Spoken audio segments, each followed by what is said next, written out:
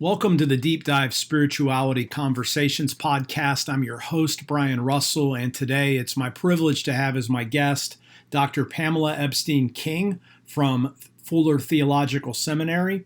She's the executive director of the Thrive Center and the Peter L. Benson Professor of Applied Developmental Science in the School of Psychology at Fuller.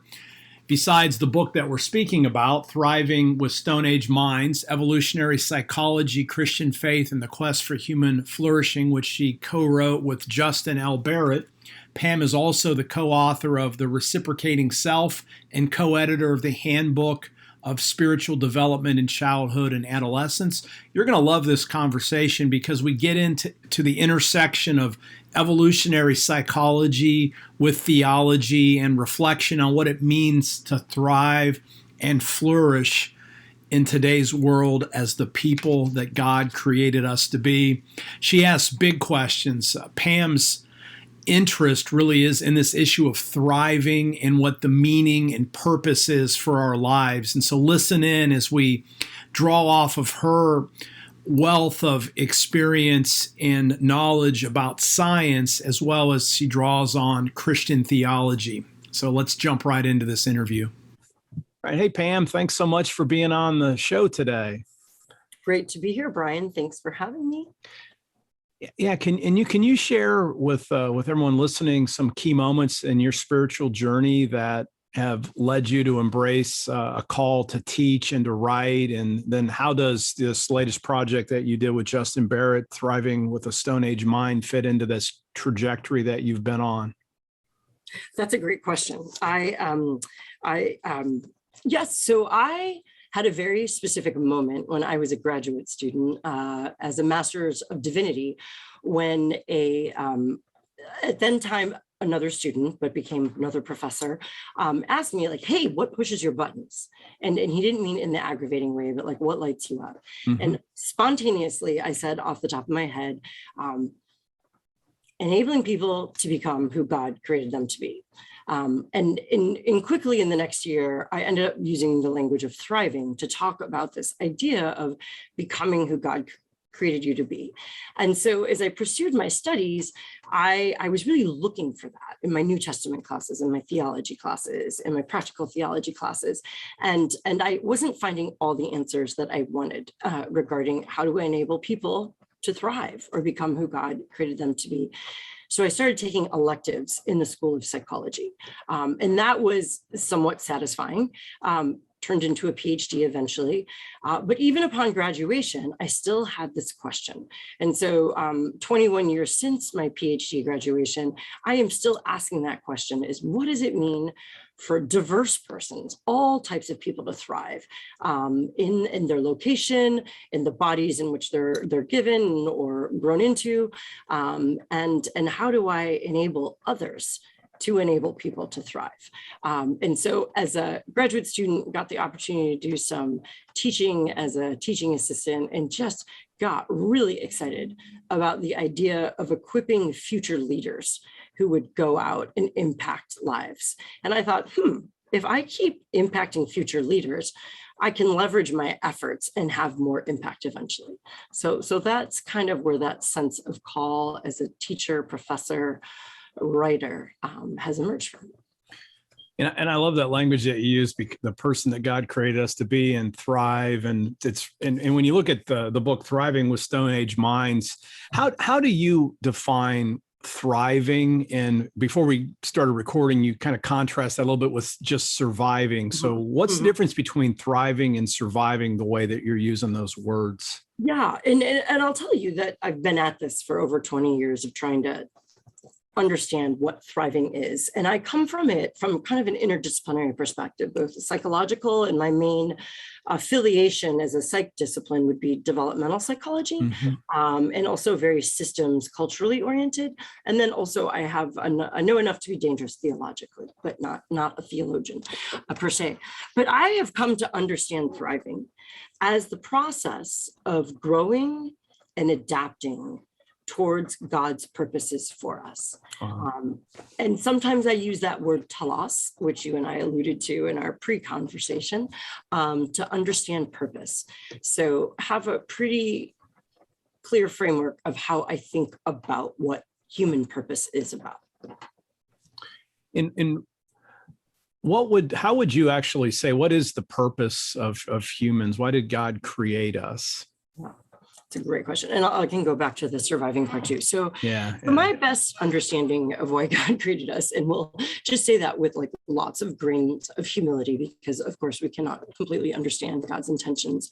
But for us to know and love God, I love the Heidelberg Catechism of glorifying God and enjoying God forever, which I think the Christian tradition has somewhat overlooked the enjoying God forever part. So I understand that if we're all created to grow in our relationship with God, experience unity with God, or glorify God, that's a very general sense of purpose that all of us as followers of Christ can locate ourselves or identify with. However, how that's lived out individually is very different. And so I have really turned to the Imago Dei, the doctrine of the image of God in my work to think about, if we are created in God's image, what does it mean to image God? And shouldn't the purpose of humankind be entwined with that? So in my work of unpacking my best understanding of the image of God, and definitely identifying that the perfect image of God is apparent in Jesus Christ, that becoming like Jesus, as we talk about being conformed to the person of Christ, has something to do with our purpose, or imaging God. But I would argue, based on a more Trinitarian understanding of the image of God, that although we're all called to be conformed to the likeness of Christ, conformity and uniformity are very different things, and that we are not all called to become uniform to Jesus, and that we're all called to be like Christ, to live out God's presence on this earth as our unique selves. So I would hope that Jesus and Brian looks a little different from Jesus and Pam, from Jesus and my husband, that we all have a unique gifting, a unique way of being in this world, and that part of our purpose is found in that human uniqueness. And so I say that our purpose is found at the intersection of how God is inviting us to become more like Christ as our unique selves, but then a Trinitarian understanding of the image also has to do with communion and relatedness.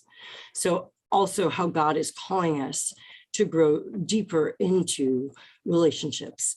And I think specifically about those that God is calling us to be deeply known by, that our relationships marked by intimacy and accountability, but also relationships that are maybe beyond our inner circle where we are contributing and giving back. So I find purpose at the intersection of becoming like Christ as your unique self, as you are living in reciprocal relationships with the world around you. And so take that back a little bit and contrast that with just surviving. So how would that fit in if thriving is this growth with a purpose?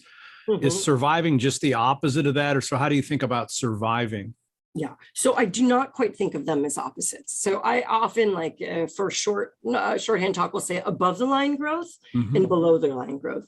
And above the line would be thriving, and that would be purposeful growth, where we are intentionally pursuing purpose, goals, developing meaning. We are inspired by faith, by others, etc.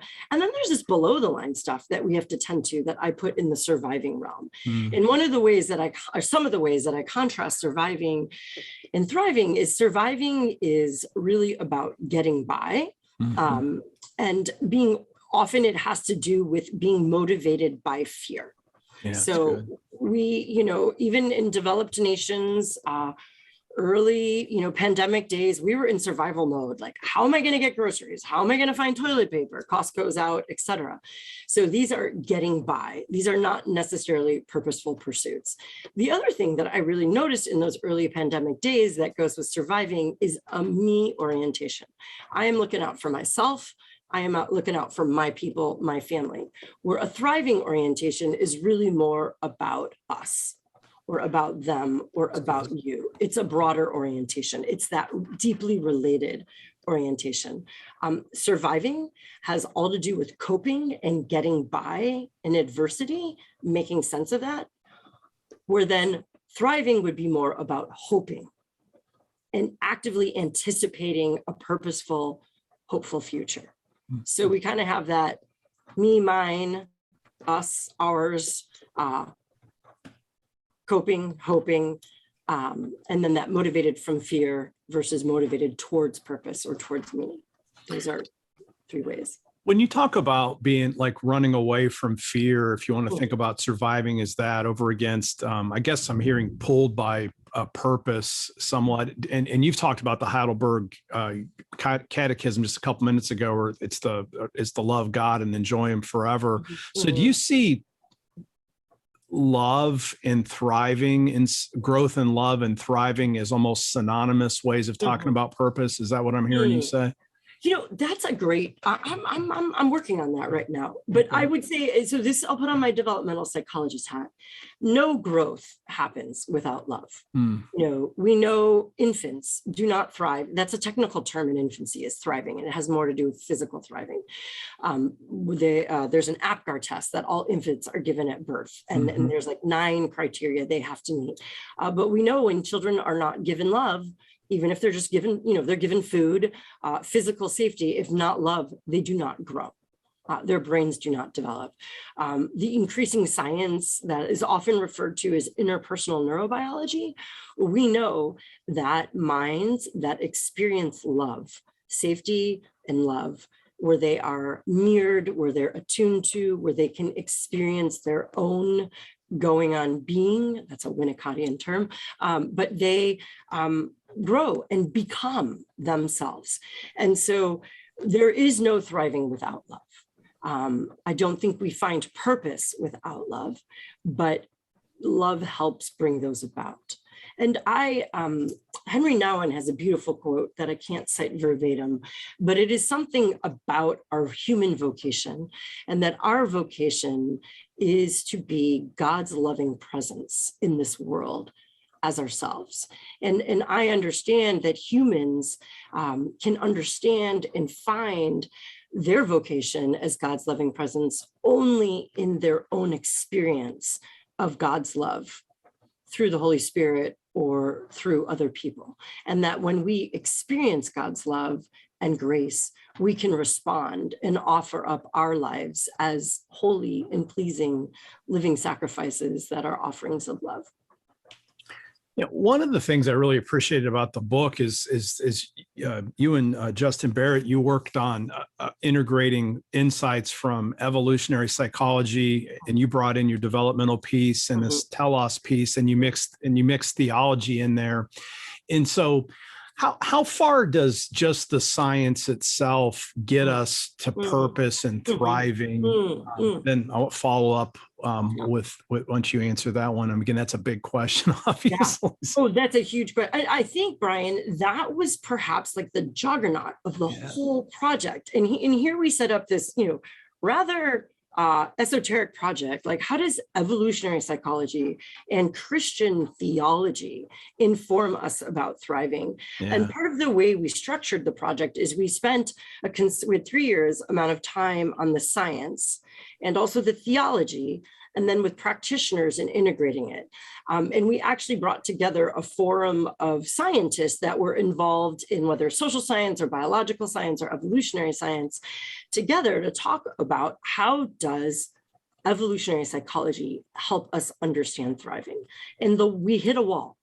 So I think what was a huge breakthrough and a wonderful offering of that book is this nature niche gap.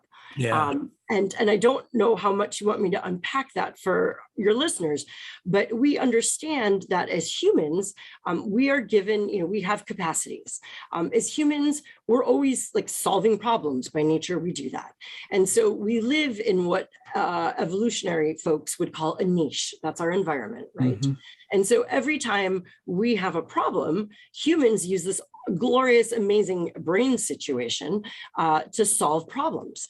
And so we started to understand thriving as the ability to, quote unquote, mind the gap, that phrase from England. But how do we use our brains to close the gap between our niche and between our nature, who we are as humans, and the niche? And let me give you an example. So from an evolutionary perspective, species mutate, their genes change. So over lots and lots of time, zillions of years, in colder climates, species that grew more fur outlived and survived. So humans, though because of our head, we don't have to grow more fur, we make sweaters. We, have puffy jackets. We invent Patagonia. So we use our mind to solve these problems. And that's what we mean by minding the gap.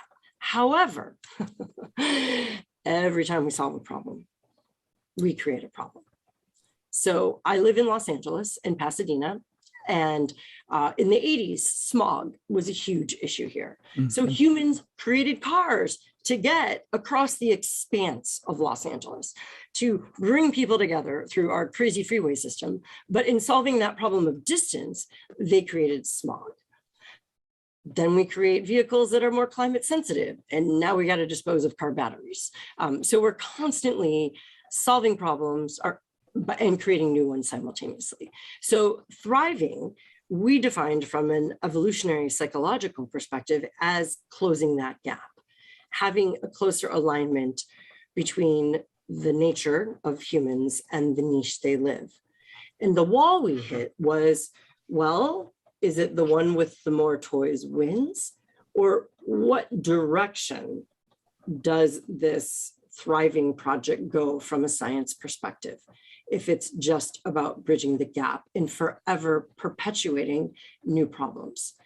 And so we really concluded that science is pretty limited in that regards, and that we really need meaning systems and some sense of value orientation to say what direction we should continue that problem solving in.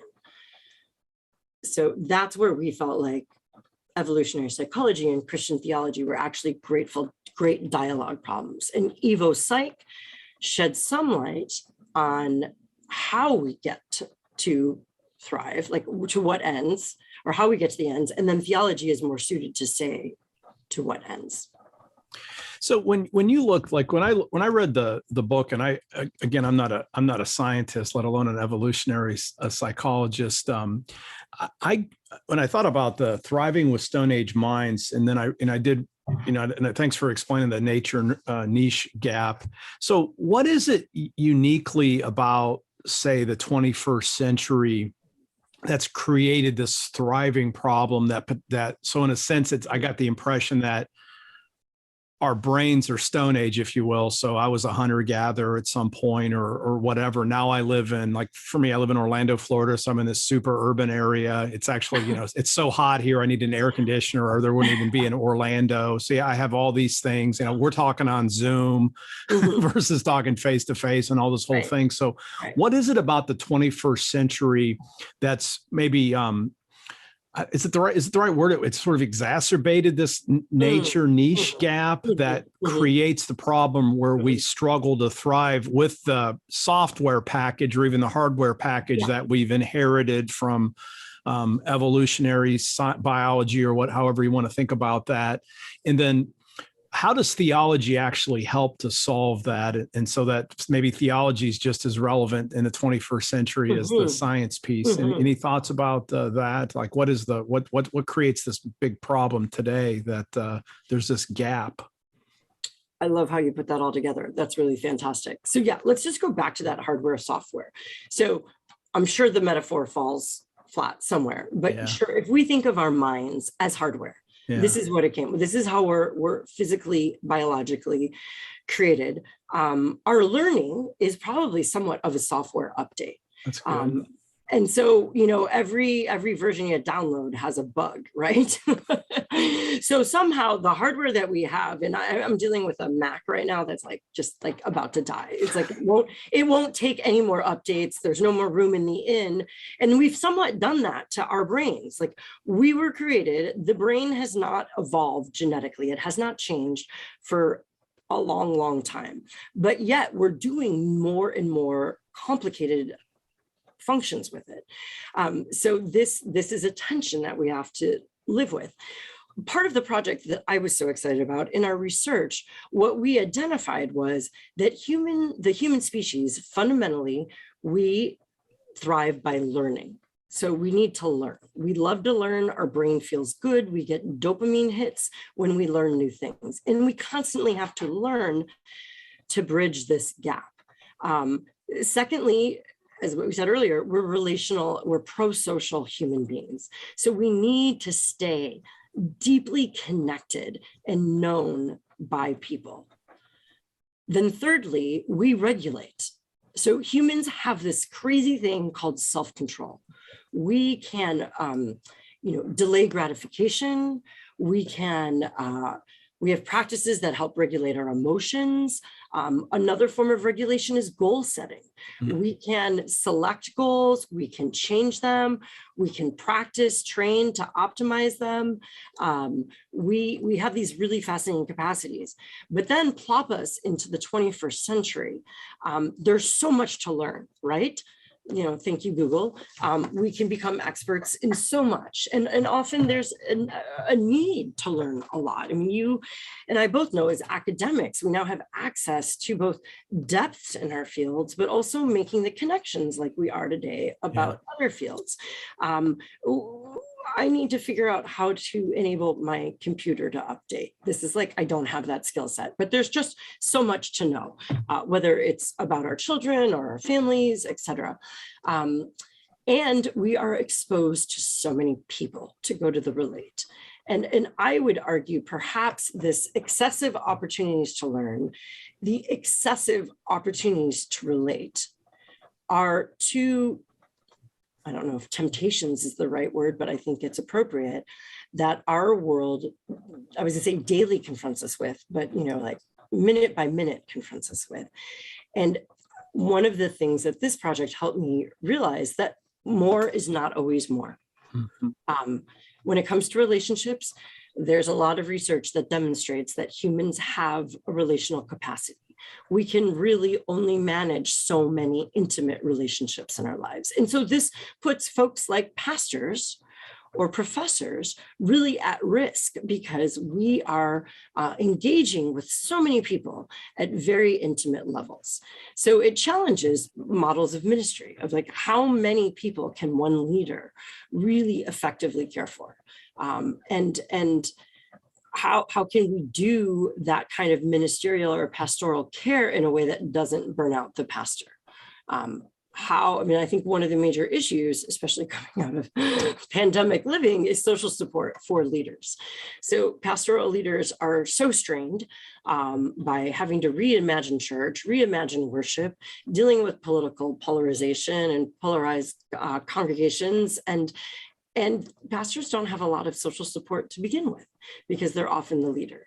So for me, our work really challenges how can we, find five people that we stay deeply connected with in a disciplined way, that we are, whether it's Zoom when we can't physically gather, or they've moved, which is another weird thing that we do as opposed to more stone-aged persons.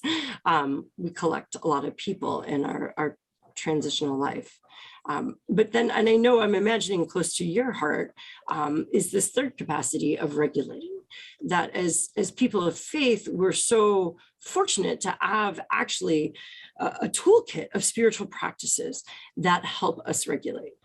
But at the broader environmental or US culture level, there's not a lot of reinforcement for those regulating and those spiritual practices.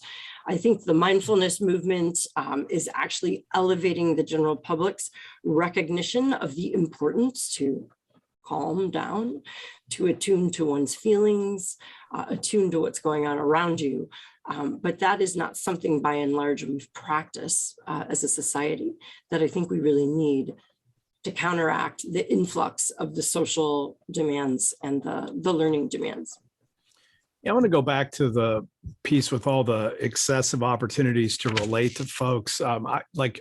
I never thought about it. I mean, as soon as I read, I'm like, that does make sense. But it's like the whole business about how many people you would have known at different points. Like you mentioned 5, and I think the high end number was it's like 150, right? That would be like a clan or a group of cluster of extended family and some other folks. Yes. And to me, I was even when I was on the beach, when I was reading the book, I was telling my wife, I'm like, just think about it. If we lived even 50 years ago in certain parts of the country, you might not have never seen somebody that you didn't know. And I was thinking, like, living in Orlando, I almost never see anybody that I actually know.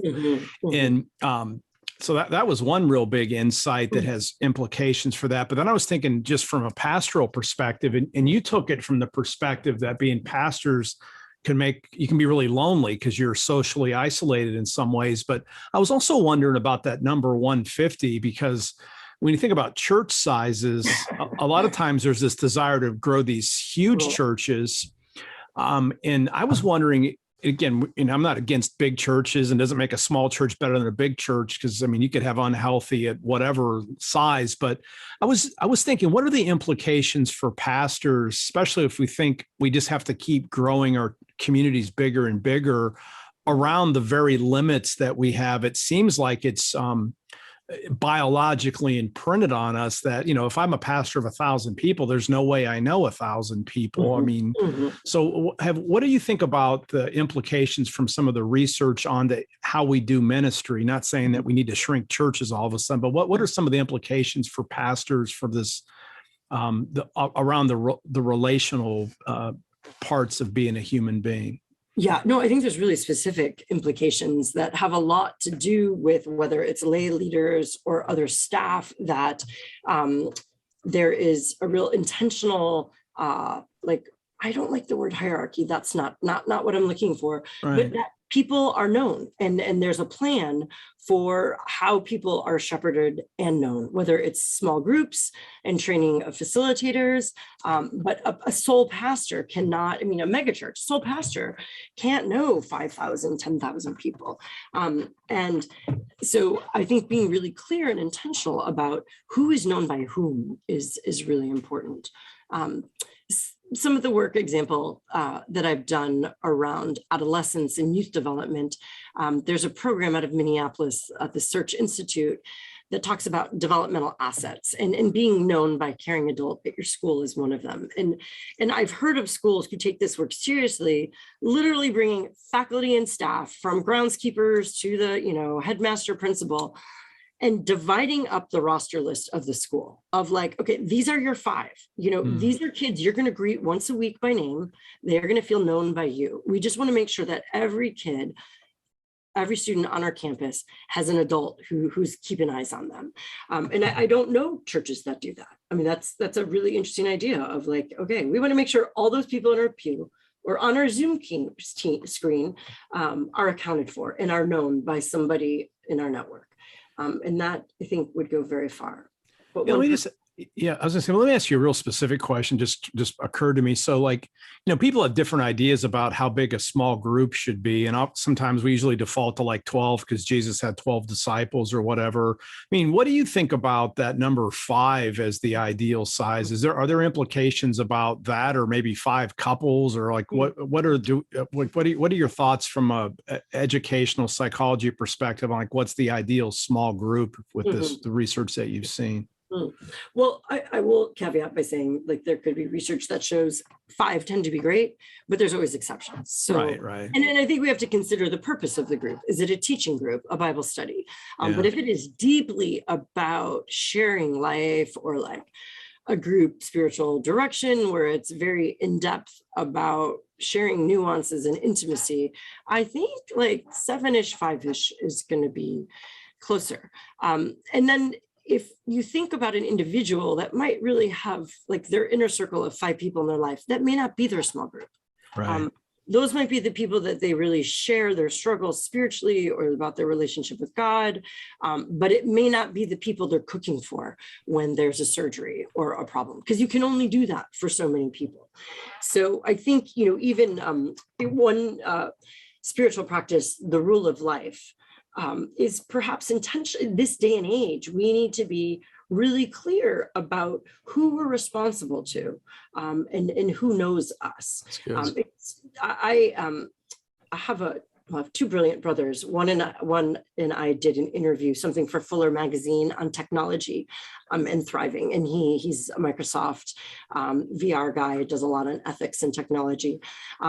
But one of the things that he really pushed to me was that, true relationships are marked not just by a feeling of intimacy and being known, because we can all spill our guts on Twitter or Facebook or on a reel on Instagram and people can feel intimate like they know us, but is there accountability?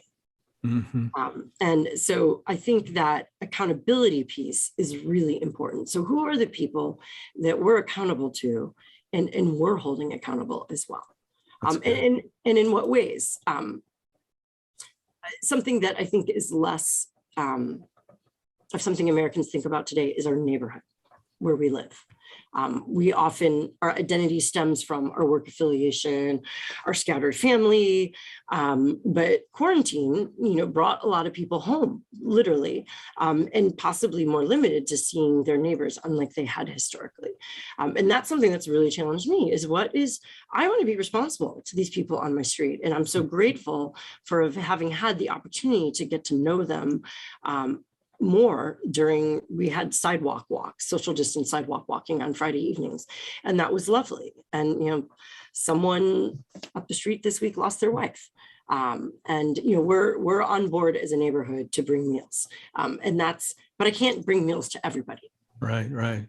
So like, just to be really intentional about who we're accountable for, what I think is important in this day and age where we have so many people in our lives, so many friends. No, that's what I really liked it. That was one of my big takeaways from the book, was like thinking about these smaller groups and how you actually relate to them. And both pastors need to find their 5. And then in a sense, everybody in the church has to have that 5 or a slightly larger group. And I also appreciate the clarity around, because you could have a class that's bigger, or you could have a study group that's bigger, but a real intimate accountability, deep discipleship group is probably going to be a smaller group. And so that was in our age of bigger is better. I thought that was a powerful word that came out of the research that's instantly applicable within churches and in our lives.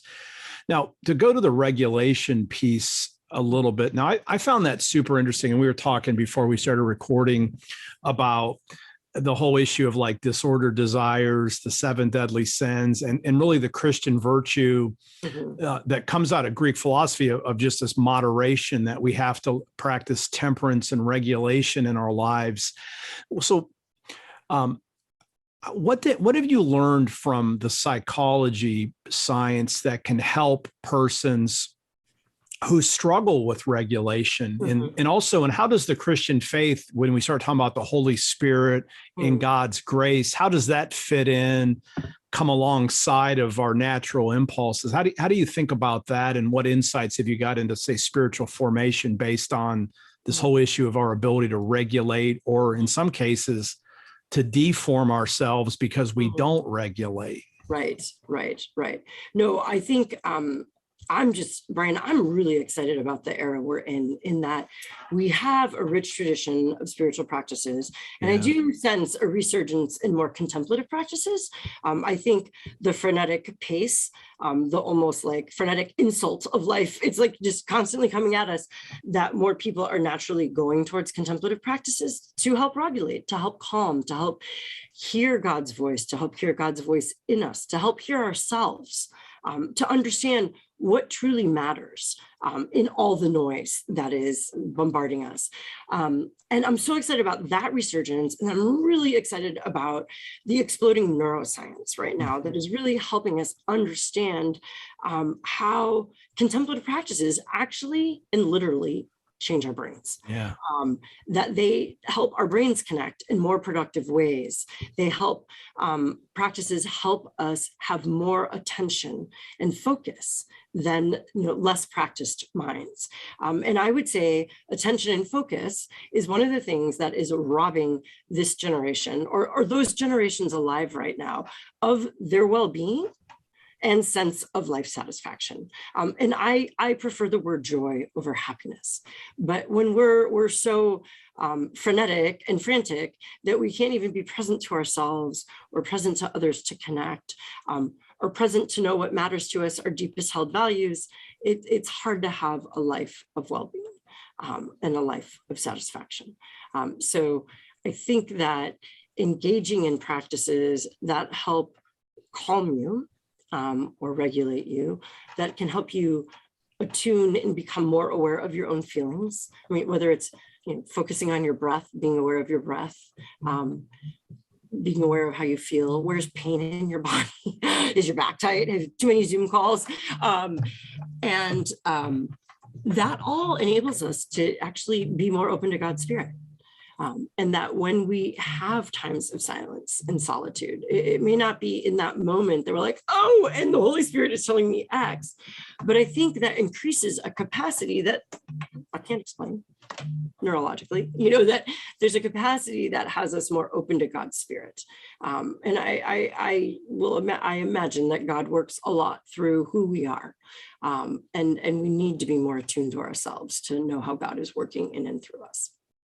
So do you think the contemplative stuff is sort of the natural next step coming out of the research that you've done? And does that also mean if we would go back, if we could take a time capsule and, I don't know, go back 10,000 years and, you pick the continent, were people more contemplative because that's how we were wired to be with our Stone Age minds? And then the very advances that our brains have given us the capacity to make as a species, that's actually deformed us in a way, as well as given us, prosperity and things. I mean, so would we have been more contemplative naturally? And in a sense, spiritual practices are taking us back closer to our roots?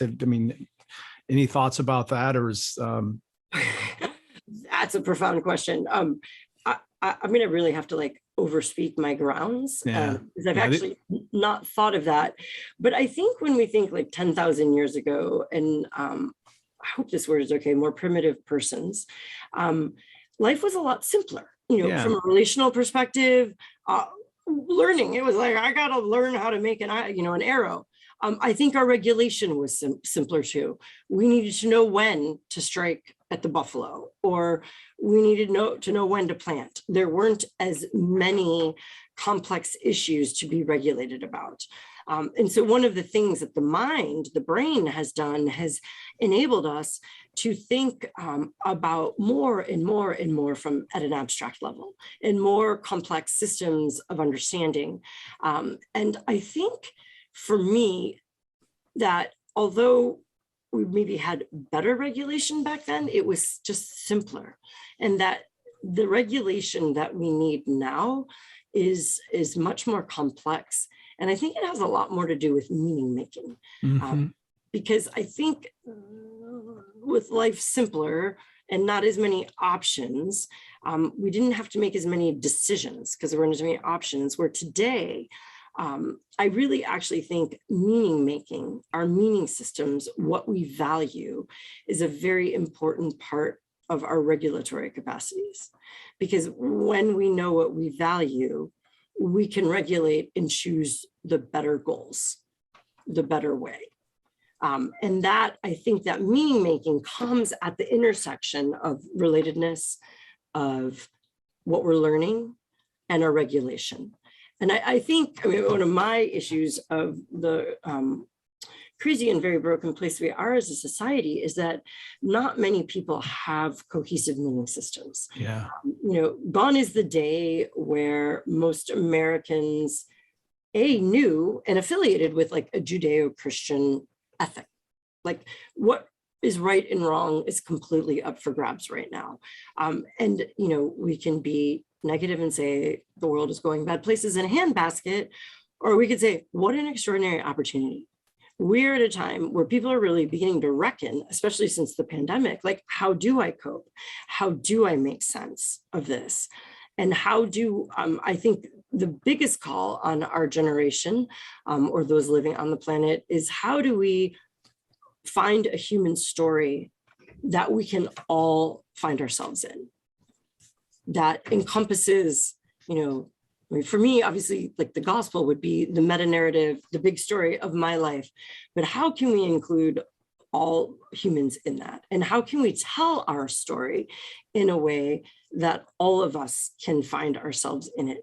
Because we need a way forward that's inclusive, that is respectful, that is civil. And I firmly believe, like, when you have from a psychological perspective, when you have a story about your life and you know the role in the story, that's also where you find your purpose. That's good. And again, I'll start wrapping up the interview because you've been super generous, and we just feel like we're just getting started here. But let me just ask one kind of big question. You can kind of wrap this up anyway, and then I want to get to the shorter ones. But so, your biggest contribution to this book was kind of what you just hinted at, this whole issue of making meaning, of finding your purpose, your telos. So if you're speaking to pastors or even lay leaders, what do they need to be asking themselves if in both an evangelistic context and then just a sanctification or a disciple making context, once that people have accepted Christ or found Christ? What are the implications of your research to help the church then pass on this sense of purpose to people who feel, again, the generations, you work with young people just like I do, and a lot of your research, like you said, it was with the adolescents and teens. There's a lot of purposelessness or even overwhelm with all the options that people have now with what they're going to do. So how can the church do a better job of proclaiming the real ends and purposes of life, and then structuring their churches to actually help people to thrive? Like, that seems like the ultimate evangelistic tool. Come here and learn how to thrive, right? So what are your ideas about that? And again, I know that's a huge question. That's a whole book right there, but that's maybe my favorite question. But yes, what can the church do about all those things? And I think that's the question for our age, for the church, in a church that is falling apart and declining, is that we need to engage people in a way that enables them to thrive, become who God created them to be, and bring that vitality back to the church. And something that, if you're around Fuller, you're like, oh God, she's going to say it again, but I'll say it here, is, we spend a lot of energy, a lot of curriculum talking about what Jesus saved us from. Mm-hmm. And we are so grateful to be saved from sin and death, but we don't spend enough energy on what Jesus saved us for. That's good. And I believe that the church's call in the future is to enable people to understand what they're saved for. And for me, that is getting on board with what the Spirit is doing in this world now and continuing Jesus's ministry of reconciliation, but not to forget the New Jerusalem that we so rarely get to, and what God is working towards in this world. I think that it might be blasphemous, but I often want to end prayers about our Father Creator, the Son, the Redeemer, and the Spirit, the Flourisher, because I think God's intention is for creation to flourish in God's love, not to just be restored to what it was. No. God's got a much bigger vision than restoration. But consummation is, I believe, where we're headed. And if the church took the doctrine of consummation, or really took this fulfillment of all creation, or the abundant life we have in Jesus Christ seriously, I think we would do things completely different.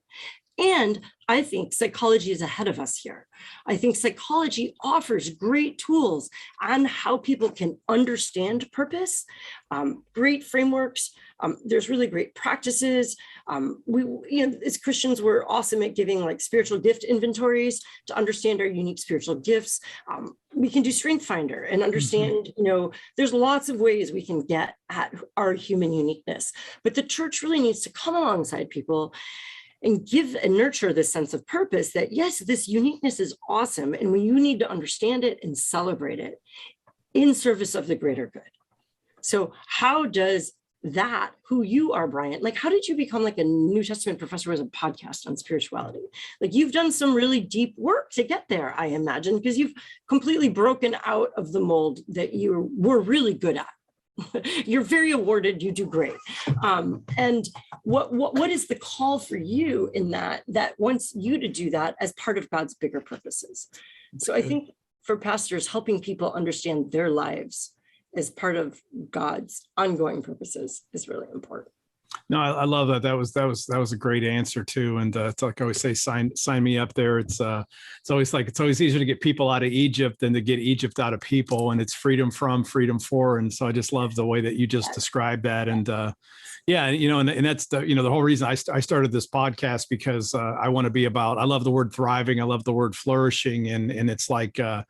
I wanted this whole podcast is just to ask deeper, bigger questions to help people to take the theology that's up in our heads and to get it into our bodies, so that we're not just, like I used to joke that you could have just cut my head off, stuck it on a box, and that still would have been me pretty much, as long as I could still talk. And I've been, over the last 10 years, I've been trying to reattach my head to my body and figure out how it means to to be a whole person. And I think Jesus came to make us fully human. And that's why I love the roots with the science that you've done. So, thank you for the book. Let me ask just a couple kind of concluding questions. Again, thanks for the generosity of your time. And again, I hope people pick up a copy of Thriving with Stone Age Minds, Evolutionary Psychology, Christian Faith, and the Quest for Human Flourishing.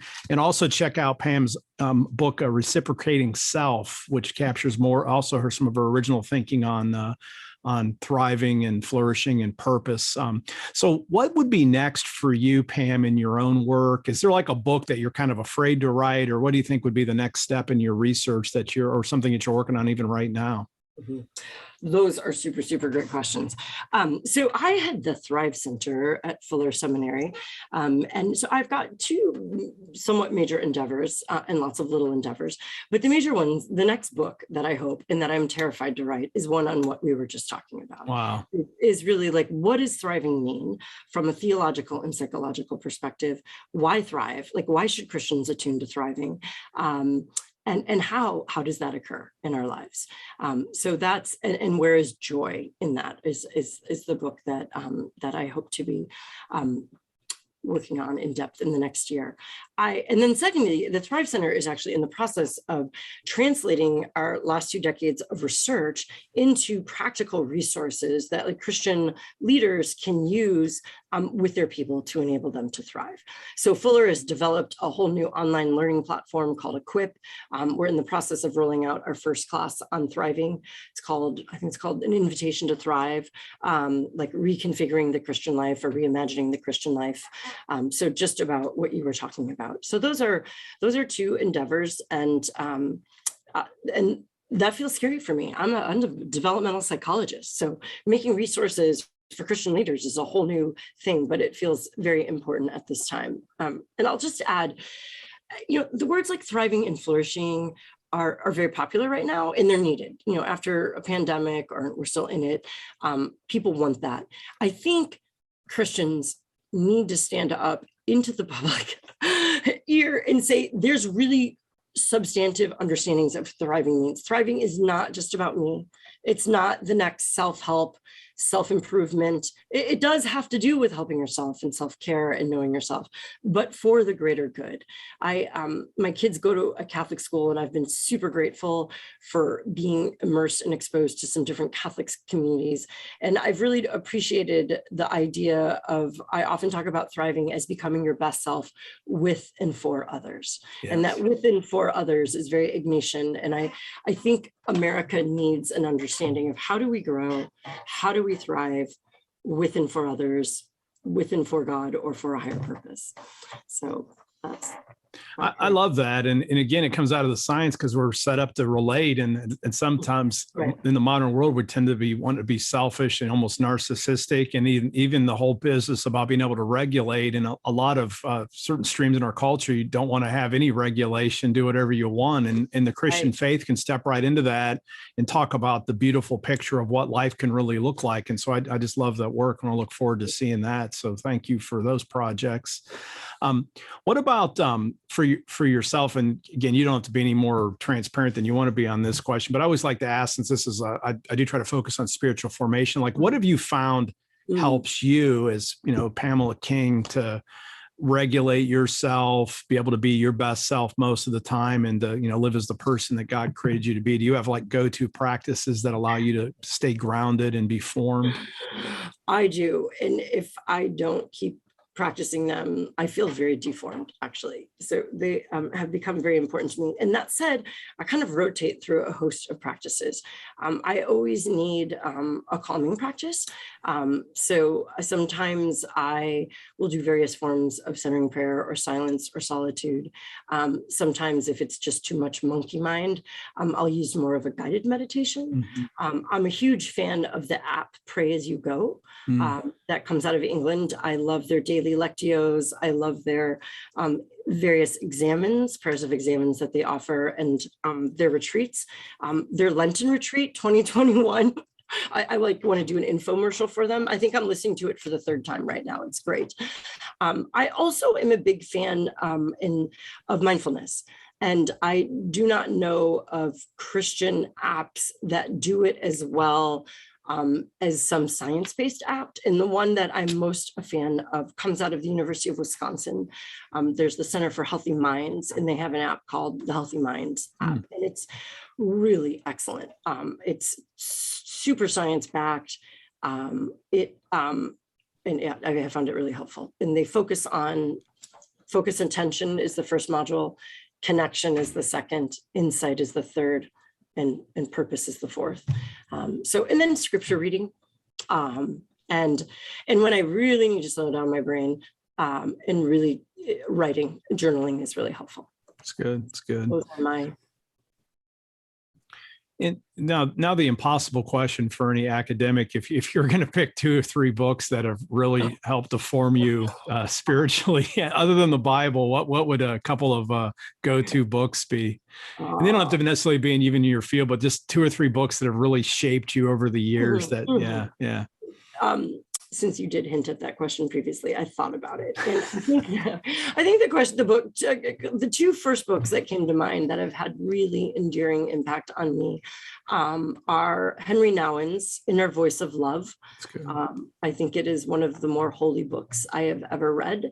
It's a very special book of his.